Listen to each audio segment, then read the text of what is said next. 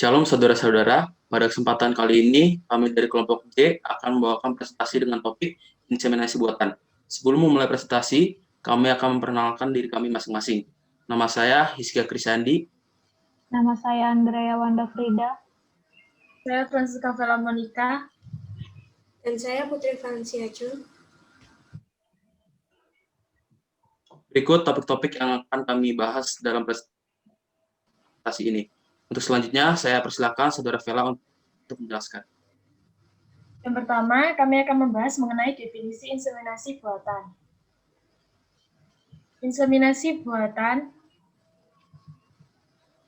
atau inseminasi artifisial adalah pemasukan secara sengaja sel sperma ke dalam rahim atau serviks seorang wanita dengan tujuan memperoleh kehamilan melalui inseminasi atau fertilisasi in vivo dengan cara selain berhubungan seksual. Next. Selanjutnya, kami akan membahas mengenai jenis-jenis dari inseminasi buatan. Inseminasi buatan dibagi menjadi 2 jenis. Yang pertama, berdasarkan pada asal sampel air mani.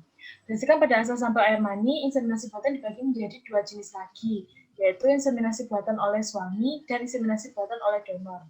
Inseminasi buatan oleh suami adalah metode inseminasi yang menggunakan sperma suami sendiri. Biasanya inseminasi jenis ini dilakukan wanita yang sudah memiliki suami. Kemudian, inseminasi buatan oleh donor adalah metode inseminasi yang menggunakan sperma berasal dari donor sperma. Inseminasi jenis ini biasanya mendapatkan donor sperma dari bank sperma. Namun hingga saat ini, inseminasi buatan jenis ini masih belum diperbolehkan di Indonesia. Next. Yang kedua adalah berdasarkan pada bagian reproduksi komponen diinjeksi sperma. Yang pertama ada intrauterine insemination. Itu adalah jenis inseminasi buatan yang dilakukan di dalam rongga rahim atau uterus. Yang kedua ada intravaginal insemination. Intravaginal insemination adalah jenis inseminasi buatan yang dilakukan di dalam vagina sebagaimana kondisi sperma pada saat berhubungan intim. Yang ketiga ada intracervical insemination. Itu adalah jenis inseminasi buatan yang dilakukan di dekat serviks. Yang terakhir ada intratubal insemination. Itu adalah jenis inseminasi buatan yang dilakukan di dalam tuba falopi. Kemudian saya akan menjelaskan apakah dapat diterima dari beberapa aspek. Yang pertama, aspek sosial. Posisi anak yang terlahir dalam inseminasi buatan dalam tatanan sosial menjadi kurang jelas, terutama jika sperma berasal dari bank sperma atau pendonor. Mungkin juga terjadi perkawinan antara keluarga dekat tanpa disengaja, sehingga kemungkinan besar lahir generasi cacat akibat inbreeding. Lain dengan kasus janda ditinggal mati suaminya yang ingin mempunyai anak dari sperma beku suaminya. Hal ini dianggap etis dan tidak menimbulkan masalah tentang status anak, karena merupakan anak kandung sendiri. Sehingga dalam aspek sosial terjadi dua kubu. Yang pertama menolak dan yang kedua menerima. Berikut selanjutnya saya akan menjelaskan mengenai aspek agama. Agama-agama di Indonesia menolak inseminasi buatan dengan berbagai alasan. Pada tahun 1987, Vatikan secara resmi mengecam keras pembuahan buatan, bayi tabung, ibu titipan, dan seleksi jenis kelamin anak karena dipandang tak bermoral dan bertentangan dengan harkat manusia. Dan saya akan menjelaskan mengenai aspek hukum. Di Indonesia, inseminasi buatan terdapat di Undang-Undang Kesehatan Nomor 36 Tahun 2009 dalam pasal 127 yang menyebutkan bahwa upaya kehamilan di luar cara alamiah hanya dapat dilakukan oleh pasangan suami istri yang sah dengan beberapa syarat dan ketentuan. Pada ayat 1, ketentuannya adalah A.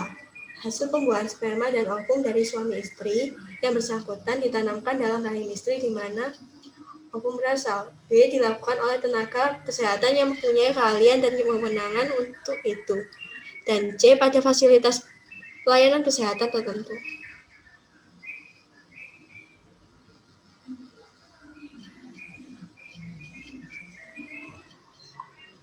Selanjutnya bertentangankah dengan Alkitab? Paus Pius XII berpendapat hukum alamiah dari prokreasi manusia hanya boleh dilakukan melalui perkawinan atau persetubuhan yang wajar. Di dalam Kejadian 38 ayat 10 menjelaskan bahwa pembuangan sperma merupakan perbuatan yang dipandang jahat oleh Allah. Dalam Maleakhi 2 ayat 15-16 menjelaskan bahwa pernikahan yang dikehendaki Allah adalah pernikahan satu partner, sehingga bila dalam memperoleh keturunan melibatkan perempuan lain, maka dianggap mengkhianati ketulusan pernikahan.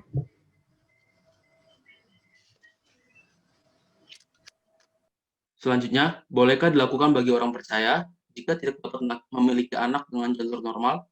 Sebagai orang percaya tentunya memiliki hikmat dan tanggung jawab.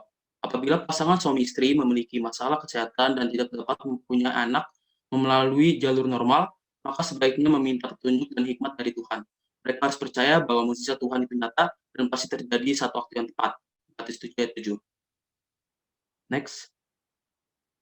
Untuk kesimpulan dari kelompok kami mengenai inseminasi buatan ini, yaitu kasus inseminasi buatan termasuk kasus yang kontroversi, karena banyaknya perbedaan pendapat. Inseminasi dapat ditinjau dari 3 sudut pandang, di mana secara hukum dan agama tidak diperbolehkan. Namun dari sudut pandang masyarakat masih menjadi perdebatan karena sebagian berpendapat diperbolehkan. Sebagai orang Kristen, kita berpedoman pada Alkitab. Maka dari itu, hendaknya kita menolak inseminasi buatan ini karena tidak sesuai dengan firman Tuhan dan bertentangan dengan Alkitab. Berikut sumber-sumber yang kami gunakan dalam pembuatan presentasi kami.